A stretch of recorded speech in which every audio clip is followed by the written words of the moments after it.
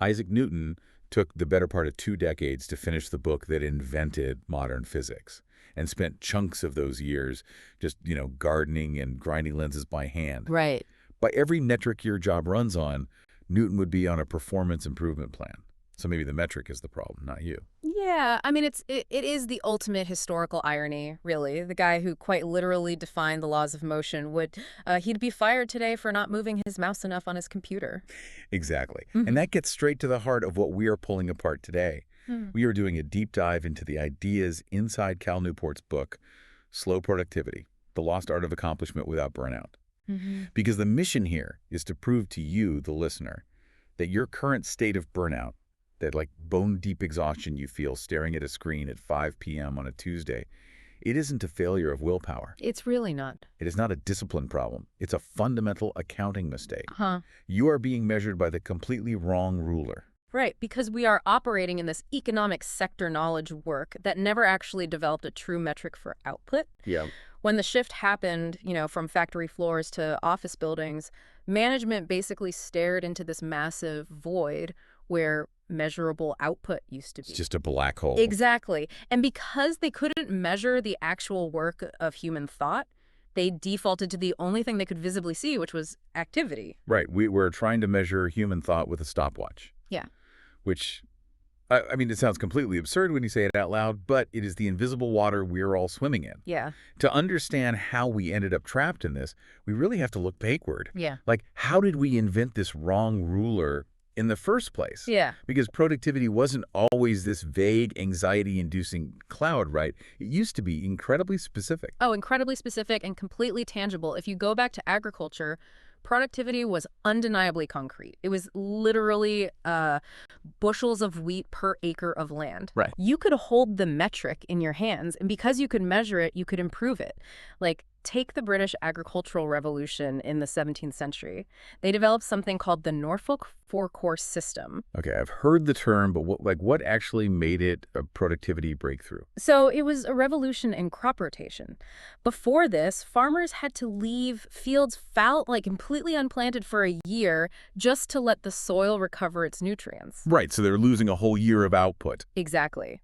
But the Norfolk system rotated 4 specific crops. It was wheat, turnips, barley, and clover. Wait, turnips? Yeah, because the clover and turnips actually fixed nitrogen back into the soil, and they provided winter fodder for livestock. Oh, well. And then the livestock produced manure, which fertilized the next year's wheat.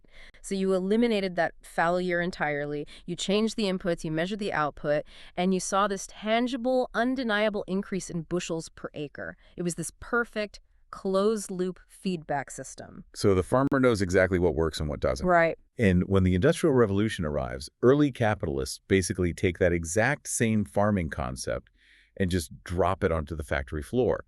Instead of bushels of wheat per acre, it becomes automobiles per paid hour of labor. And the gains were staggering because the labor was, physical and repetitive. Henry Ford is the classic example here. Right, the assembly line. Yeah, in 1913 at the Highland Park plant in Michigan, he introduces the continuous motion assembly line. Before that line, it took 12 and a half hours of human labor to produce a single Model T. 12 and a half hours. Right. And after the assembly line was fully implemented, 1.5 hours. That's a 10 times productivity boost. Right. And you could point directly at the mechanism that caused it. You can optimize it down to the literal gram. You had people like Frederick Winslow Taylor, the infamous efficiency consultant, going into places like Bethlehem Steel. Oh, yeah, Taylorism. Right, and Taylor didn't just walk onto the floor and yell at guys to shovel coal faster. He treated human labor like a physics equation. How so? He tested different shovel sizes with different materials, so ash, iron ore, coal. He wanted to find the exact weight that a worker could lift repetitively all day without reaching muscle exhaustion too early. And he found a specific number for that. He figured out that the optimal load for a foundry worker to lift on a shovel to maximize daily output was exactly 21 pounds. Exactly 21? Exactly 21. He actually had the company design custom shovels, so there was a smaller scoop for heavy iron ore, a massive scoop for light ashes, all designed so the payload was always exactly 21 pounds. That is insane. But that is industrial productivity. It's crisp, it's quantitative, it's undeniably real. But then, the mid-20th century rolls around, the economy shifts, the knowledge sector emerges, people are suddenly sitting at desks thinking for a living, and there is no 21-pound shovel for the human brain. None whatsoever. The management theorist Peter Drucker wrote this incredibly influential paper in 1999 called Knowledge Worker Productivity, The Biggest Challenge. He essentially coined the term knowledge worker. And in that paper, he admits that we have barely even begun to figure out how to measure this new kind of labor because there is no assembly line for the mind. You cannot standardize how a brain solves a complex problem. I mean, think about a modern office job, right? If you are writing a strategic report while also trying to plan the department off-site, while, answering urgent emails from HR about some policy, what is the output? Exactly. Like, how do you quantify the value of an hour spent just staring at a whiteboard trying to untangle a messy logistics problem? You can't. And Drucker's conclusion was that you simply cannot closely supervise the knowledge worker because the work happens inside their head. They have to direct themselves. Management just had to hand over autonomy. They had to trust the worker. But the reality of corporate management is that managers are terrified of a vacuum. Oh, absolutely. If they can't measure your 21 pounds of steel, if they can't see the Model T rolling off the line at the end of the shift, they panic because they need a metric to justify their own jobs.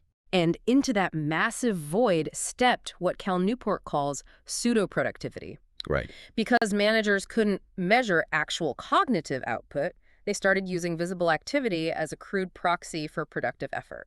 Meaning, if I can see you sitting at your desk, looking visibly stressed, typing furiously, maybe walking fast down the hallway, I will just assume you are creating value for the company. The office became a literal stage. And looking busy became the actual job. You were performing productivity rather than necessarily producing anything of value. There is a story in the book about a TV executive that I couldn't believe when I read it. It perfectly captures this paranoia of the unmeasurable worker. You're talking about Les Moonves at CBS? Yes. Yeah, so the setting is Television City, their massive headquarters in Los Angeles, and it's the summer of 1995. Moonves is the newly appointed head of entertainment. He is wandering the halls on a Friday afternoon at 3:30 p.m. Okay. And the office is 3/4 empty. Which, for a Friday afternoon in the summer in the entertainment industry in the 90s, wasn't entirely abnormal. People leave early. Right, but Moonves completely loses his mind. He sends out this furious, heated memo to his entire staff. He points out that CBS is currently in 3rd place in the network ratings, and he writes, "I guarantee you that over at ABC and NBC, they are still working at 3:30 on a Friday. This will no longer be tolerated." Notice the massive logical leap he makes there. Exactly. He doesn't say in the memo, your scripts are badly written. Yeah. He doesn't say our full marketing strategy is failing. He equates physical presence in a Herman Miller chair at 3:30 p.m. on a Friday with creating hit television shows. Yes. He is pulling the only lever he has, which is demanding more visible hours. It is the purest distillation of pseudo-productivity. He is measuring the performance of work, not the work itself. Because how could he measure the work? How do you measure the cognitive process of picking a hit sitcom? You can't. So you measure the chair time. And that dynamic was, I guess, somewhat manageable when we were just talking about physical offices. You could put in your FaceTime, you could make sure your boss saw your coat on the back of your chair, and then you could leave at 6 p.m. and actually go home. Your house was a sanctuary. But then we tore down the walls. We did. The arrival of the networked computer and eventually the smartphone. This is where the proxy metric transforms from an annoying office game into an absolute psychological prison.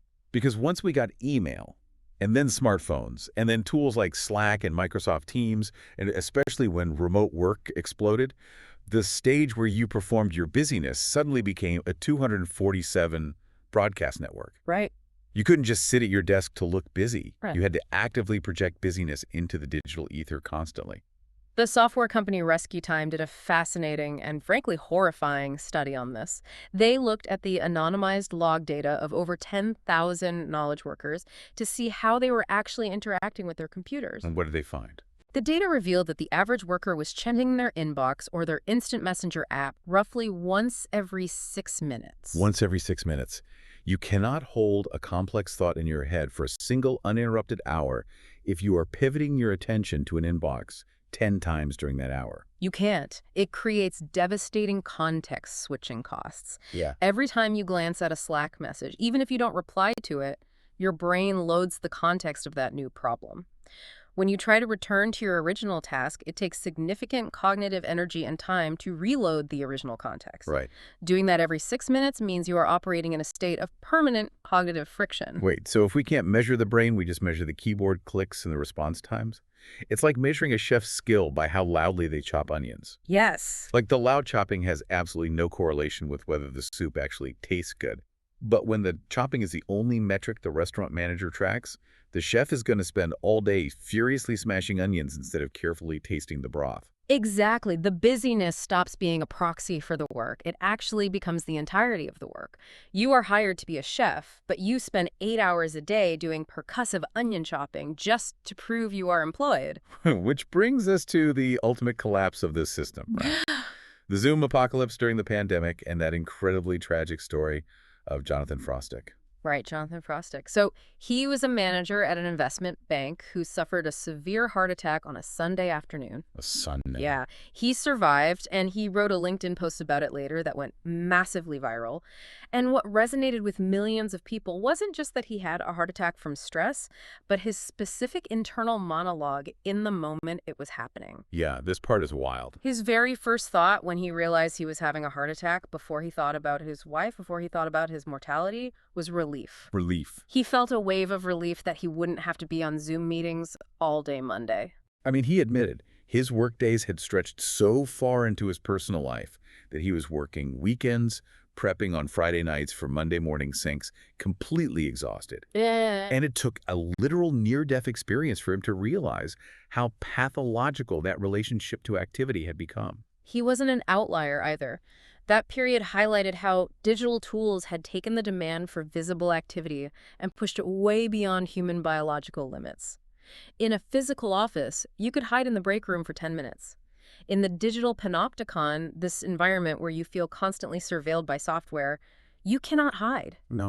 You have to be a green dot on Slack at all times. Your response time to an email becomes the metric of your dedication. You have to realize the busyness was always a performance. We were all just acting out a play called being productive because nobody knew what actual productivity looked like anymore.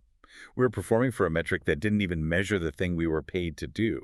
Which brings us to the escape route. If the current system is just an exhausting, never-ending performance of pseudo-productivity, how do we actually do meaningful work without burning out? The first principle of slow productivity is going to sound deeply counterintuitive, maybe even dangerous, to anyone trapped in that performance. Principle number 1 is do fewer things.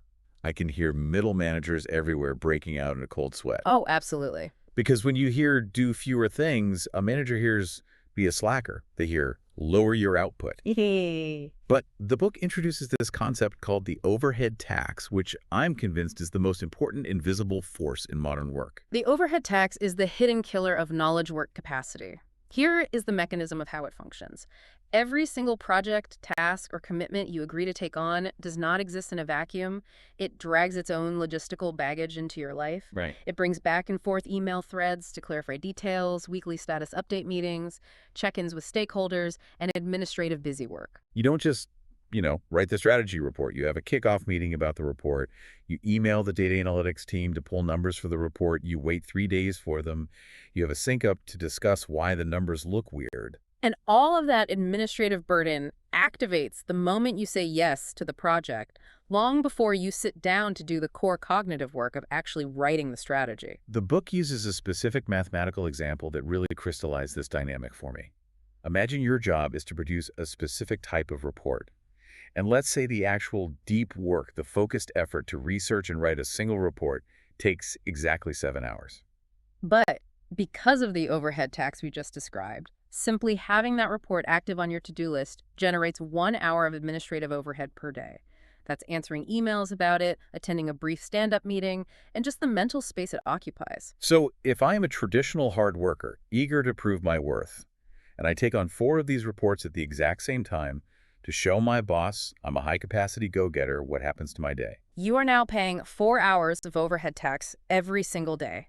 If you work a standard 8-hour day, half of your entire workday is instantly vaporized, just dealing with the logistics of having 4 projects open at once. Half my day is gone before I even open a Word document to type a single sentence of the actual reports. It's a logistical debt spiral. I am paying interest on tasks I haven't even started. That is exactly the right way to visualize it. It's high-interest debt. And what happens if you try to be an absolute superstar and take on 5, 6, or 7 projects? You hit what the book calls the tipping point. Right. You pass the mathematical threshold where the overhead tax eats 100% of your working hours. You spend 8 hours in meetings, on Slack, and in email threads talking about the work, and 0 hours doing the work. And that is the exact moment you find yourself logging onto your laptop at 9:00 p.m. on a Thursday night.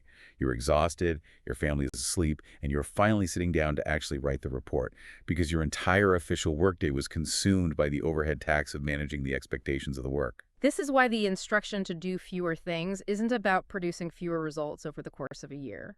If you only took on one report at a time in our mathematical example, you would only pay 1 hour of overhead tax a day.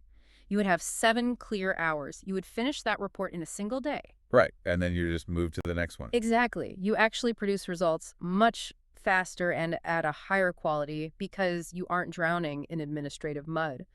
Doing fewer things at once actually increases your total output. But the culture pushes back so aggressively against this logic. We have this deep-seated romanticized mythology that the best workers, the true geniuses, are the ones juggling a million things at once and just thriving in the chaos. And the book takes aim at the ultimate historical myth of the multitasking genius, which is Jane Austen. The Jane Austen correction is a brilliant piece of historical myth-busting because it shows how long we've been lying to ourselves about how great work actually gets done. So, the prevailing myth goes like this. In 1869, long after Austen died, her nephew, James Edward Austen Lee, writes this very gauzy, idealized Victorian biography of his aunt. And he paints this picture of her dashing off literary masterpieces in the middle of a bustling family sitting room. Right, he claims she had no private study. She supposedly wrote on little scraps of paper and hid them under a piece of blotting paper whenever visitors or servants came into the room. Which sounds so romantic, right? Yeah, and the most famous detail from this biography is that there was a swinging door connecting the front of the house to the back, and it had a creaky hinge. Austen supposedly refused to let anyone fix the creak because it gave her an audible warning that someone was coming, allowing her time to hide her manuscripts. Even Virginia Woolf repeated this story. It became this incredibly enduring myth of the aspiring female artist, squeezing her genius into the stolen margins of a chaotic domestic life. The lesson it subliminally preaches to us today is toxic. If Jane Austen can write Pride and Prejudice in 5-minute bursts between serving tea and chatting with neighbors, you have no excuse. Right, get up at 5 a.m., hustle harder, squeeze your side hustle into your lunch break. Exactly. But the reality, when modern biographers actually looked at the primary sources in her letters, was completely different. Jane Austen did not grow up in a quiet, well-appointed sitting room where she just occasionally had to hide a piece of paper. She grew up in Steventon on a working agricultural farm. She was doing intense manual labor. She was milking cows, she was tending poultry, boiling jams in the summer. And her father ran a boys' boarding school out of their parsonage just to make extra money. So on top of the farm chores, she had half a dozen stampeding teenage boys to feed, clean up after, and manage. She was incredibly busy with the overhead tax of 18th century domestic life. And you know what she wasn't doing during those highly scheduled, exhausting years? She wasn't writing novels. Exactly. Her output was negligible. She tinkered with some early drafts, but she finalized nothing. Later, her family moved to Bath, which was a bustling resort town. She spent a decade constantly moving houses and dealing with her father's decline in health. Again, entirely consumed by social and familial obligations. The result? 0 novels produced. So when did the masterpieces actually happen? Because we know they exist. It wasn't until 1809, Austen, her mother, her sister, and a friend moved to a modest cottage in Chawton. This cottage was on a large estate owned by her wealthy brother, Edward. And crucially, the Austen women made a very deliberate and socially difficult choice. They largely withdrew from the local social scene. They opted out. I mean, her brother practically owned the town. There were probably endless dinners, dances, and social visits they were expected to attend just to maintain their status. Oh, definitely. But they said no. They stepped back. Her sister Cassandra took over the bulk of the household management specifically to shield Jane. They radically reduced the overhead tax of their era. No more running a school, no more managing a farm, far fewer social obligations. And it was only then, hidden away in Chawton Cottage, with her obligations stripped down to a bare minimum, that the dam broke.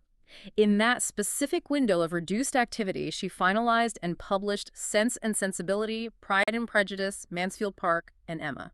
The myth of Jane Austen squeezing novels between chores is dangerous because it tells you to just endure the chaos and work harder. But her nephew's story was a lie to make her look like a proper, unassuming Victorian lady. The busyness was always a performance. The real work required silence. It required ruthlessly doing fewer things. Which leads directly into the second core principle of slow productivity. Once you manage to do fewer things, you have to fundamentally change how you've experienced time while doing them. Principle number 2 is work at a natural pace. Because if you strip away the overhead tax, but you still try to sprint into 100% capacity every single day, you're just going to burn out on the deep work instead of the shallow work. Exactly. We have been conditioned by the legacy of the factory floor to believe that work should happen at a constant, unvarying level of intensity. 8 hours a day, 40 hours a week, 50 weeks a year. You are expected to output the exact same level of cognitive effort on a Tuesday in rainy November as you do on a Thursday in sunny May. But human brains are not combustion engines. When you look at the history of actual knowledge work people who used their minds to bend the arc of history, that is not how they operated. They pulsed. They worked in seasons of intense obsession, followed by long periods of apparent inactivity. Let's look at Galileo. He is a young man in the Cathedral of Pisa. It is either 1584 or 1585. He is watching a heavy chandelier swing back and forth from the ceiling, and he uses his own pulse to time the swings. Right. And he realizes that the time it takes to swing back and forth remains the same, even as the arc gets smaller. It is a massive breakthrough observation about the nature of pendulums. And in the modern corporate world, his manager would slack him and demand a slide deck on a chandelier paradigm shift by Friday, end of day. But Galileo didn't actually get around to conducting the formal, rigorous pendulum experiments that proved his laws of motion until 1602. 17 years later, he sat on a world-changing idea for 17 years while he lived his life, taught mathematics, and worked on other things. And look at Marie Curie. In 1896, she literally coins the term radioactivity. She suspects that this substance she's studying, pitchblende, contains a new, fiercely active element.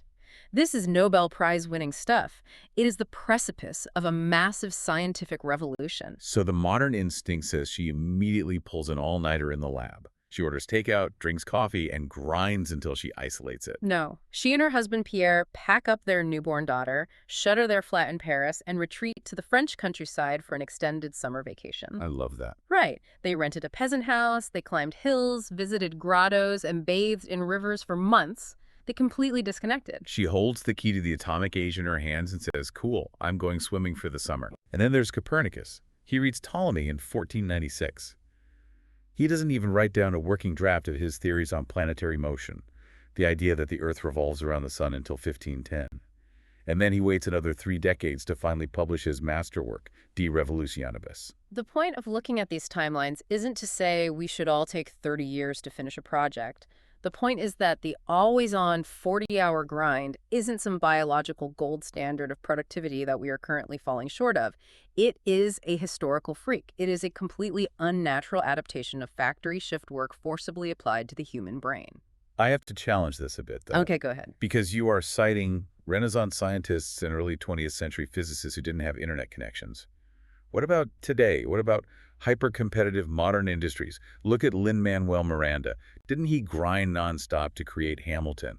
We think of him as this hyper-productive genius who just writes like he's running out of time, to quote his own musical. It's a great challenge, but Miranda's actual timeline proves the exact opposite. Yes, he is incredibly prolific. But look at how Hamilton started. He didn't read Ron Chernow's massive biography of Alexander Hamilton while pulling an all-nighter in a recording studio. He read it while lounging in a pool on an actual vacation in Mexico. He was resting. The overhead tax was 0. Rest wasn't the enemy of the work, it was the soil for it. And if you look at his first massive Broadway hit, in The Heights, the timeline is incredibly slow and variable. He wrote the first draft as a sophomore at Wesleyan University in 1999. It was performed there in 2000 as an 80-minute one-act. And when did it actually debut on a professional stage? 2007. 7 full years later. 7 years. What was he doing that whole time? Because he wasn't locked in a basement doing 80-hour weeks on the script. He was living a highly variable life. He substitute taught at his old high school. He wrote restaurant reviews for the Manhattan Times. He toured with an improv hip-hop group. He translated Stephen Sondheim lyrics into Spanish. He let the project breathe. He would bring it out, stage a reading, get feedback, and then go back to living his life and letting his subconscious chew on the problems. He worked at a natural pace. It's the concept of seasonality. Yeah. You vary your intensity over months or years, not hours in a day. And I think anyone embodies that need for seasonality better than the artist Georgia O'Keeffe. Her story is a perfect contrast between the modern hustle and the natural pace. Early in her career, starting around 1908, O'Keeffe was hustling incredibly hard to make a living. She ran out of money, so she took a demanding job as a commercial artist in Chicago, drawing lace and embroidery for advertisements. Right. Then she's teaching in Virginia. Then she moves to the dusty Texas Panhandle to teach in Amarillo. During the summer, she's traveling all the way back east to be a teaching assistant at Columbia in New York, then South Carolina, then back to Texas. Just listening to that itinerary makes me need a nap. It is pure, unfiltered grind. She is chasing paychecks and constantly uprooting her life. And the result of that hustle, during that period, she was taking long breaks from her personal art, sometimes years at a time, because she was simply too physically and mentally exhausted. The hustle was actively killing her creative output. But then around 1918, the paradigm completely shifts for her. It does. She meets Alfred Stieglitz, the famous photographer and gallery owner, and he introduces her to his family's property on Lake George in the Adirondacks. And O'Keeffe suddenly adopts a radically seasonal rhythm to her life. She starts spending her summers and early autumns up there, far away from the New York art scene. She develops this pastoral routine. She would walk every morning into the village for mail. She would hike the 2-mile trail up Prospect Mountain. And most importantly, she set up a studio in an old outbuilding on the farm, a literal shanty. And between 1918 and 1934, working primarily out of that shanty during her quiet summer seasons, she produced over 200 paintings. It became the most prolific, defining period of her career. She would gather all this visual inspiration and do the deep, focused work in the quiet summer. And then in the fall and winter, she would bring the canvases back to New York City to exhibit, socialize, and deal with the business side of being an artist. She completely separated the quiet creation from the loud execution.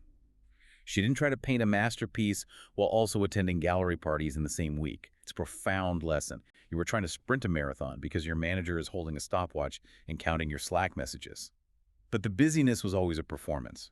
True genius requires seasons, not hours. Which brings us to the third and final principle of slow productivity. If you do fewer things and you work at a natural pace, what is the ultimate goal? Like, what is the escape hash from the pseudo-productivity trap? Principle number 3 is obsess over quality. This is where the philosophy of the book shifts from just how to organize your tasks to how to reclaim your autonomy, because quality is the ultimate leverage. If you make something truly, undeniably great, people have to tolerate your weird, slow process. Quality gives you the right to say no to the wrong ruler. Managers will forgive a lack of visible activity if the final output is spectacular. And the best example of this in the book is the legendary nonfiction writer, John McPhee. I cannot get over the opening image of this book. Yeah. It is the summer of 1966. John McPhee is a staff writer for The New Yorker. He is supposed to be writing this massive piece on the Pine Barrens, this vast, undeveloped wilderness region of New Jersey. And what is he doing? He is lying flat on his back on a picnic table under an ash tree in his backyard in Princeton. For 2 straight weeks. He just lies there, staring up into the branches and leaves. Right, and in today's modern office environment, whether physical or remote, he would be fired by day 3. Oh, absolutely. He is not moving his mouse. He is not updating a JIRA ticket tracking his progress. He is not checking in on Slack with his editor. But he is not slacking off. He is paralyzed by the massive scope of the project. He had spent 8 months doing research. He said he had enough material to fill a silo. He had traveled to the Pine Barrens with a sleeping bag over and over. He had read every book, interviewed dozens of people.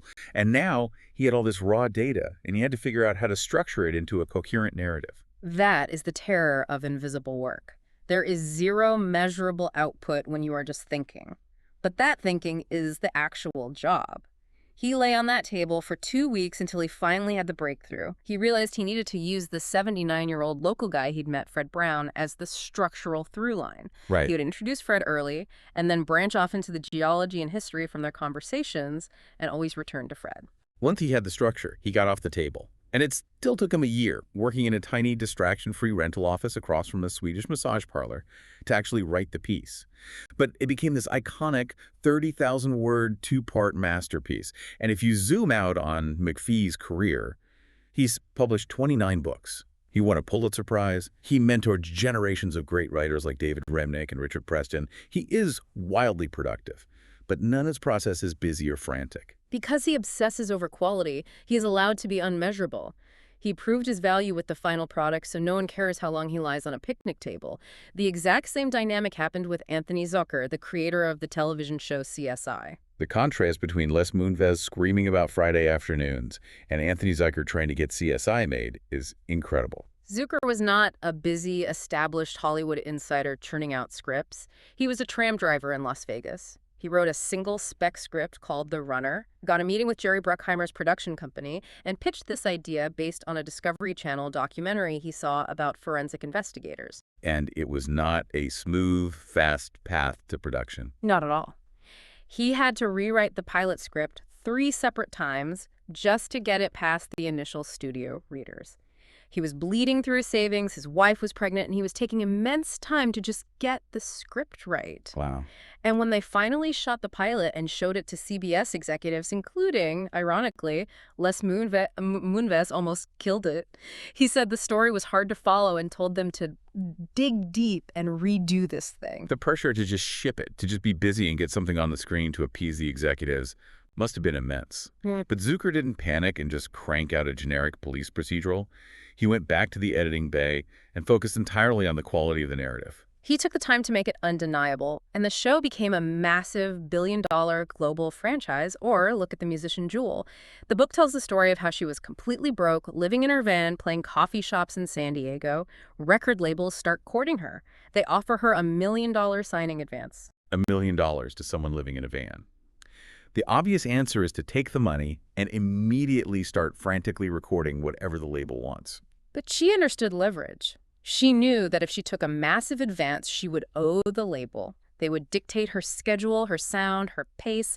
She would become an employee of their pseudo-productivity machine. Right. So she turned down the $1 million. She took a tiny advance instead, in exchange for a higher royalty rate and complete creative control. She protected the long game. She obsessed over the quality of her debut album, Pieces of You, which went on to sell over 12 million copies. There was a footnote in the book during this section on quality that I think is the most extreme example of this. It mentions Andrew Wiles, the mathematician who proved Fermat's last theorem. Ah, yes. The famous equation, a to the power of n plus b to the power of n equals c to the power of n, where n is greater than 2. Fermat scribbled in a margin in 1637 that he had a proof, but the margin was too small to contain it. And mathematicians spent over 350 years trying to figure it out.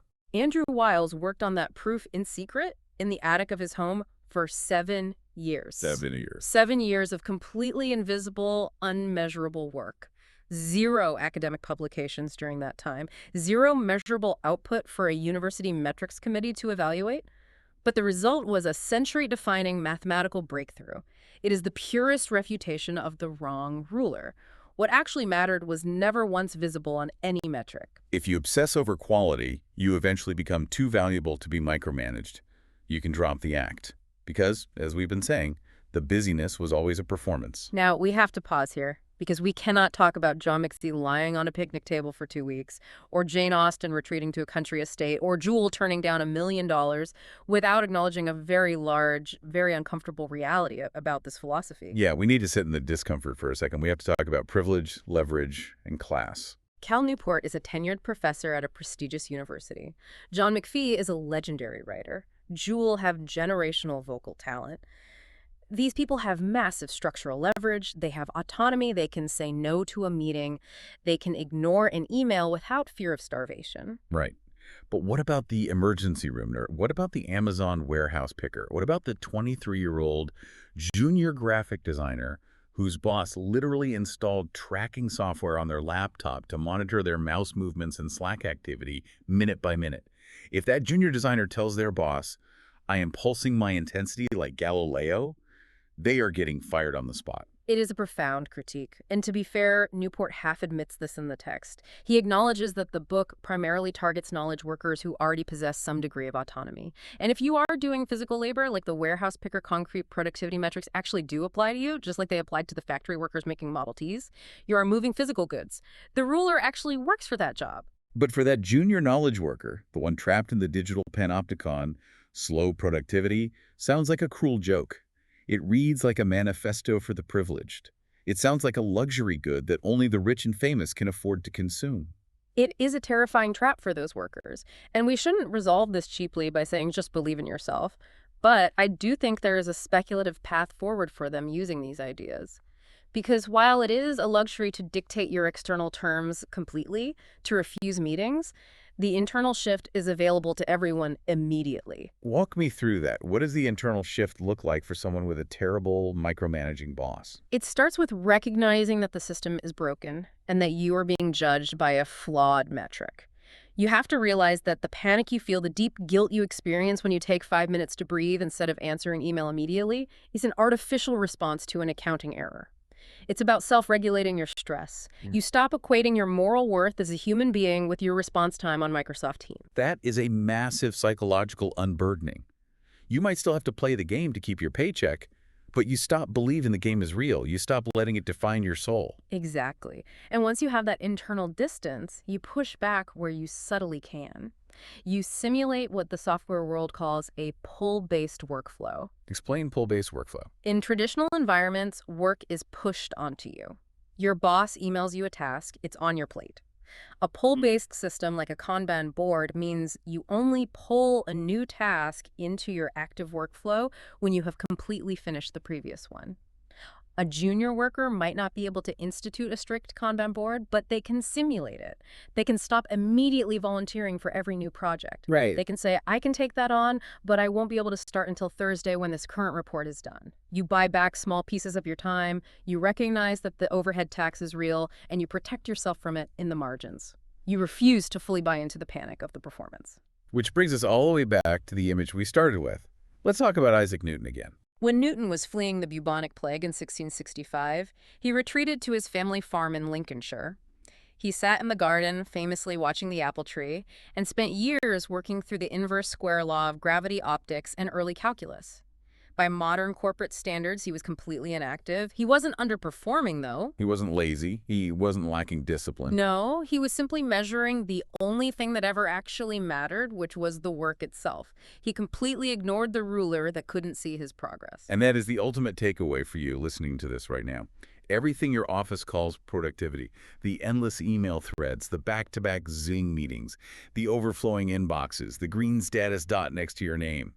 It is all an illusion. It was a stopgap measure invented by managers in the mid-20th century who didn't know how to track human thought. It is a performance for an instrument that cannot detect human value. So stop performing productivity. Put down the heavy shovel. Go make one thing worth a wait. And I will leave you with one final, slightly haunting question to mull over.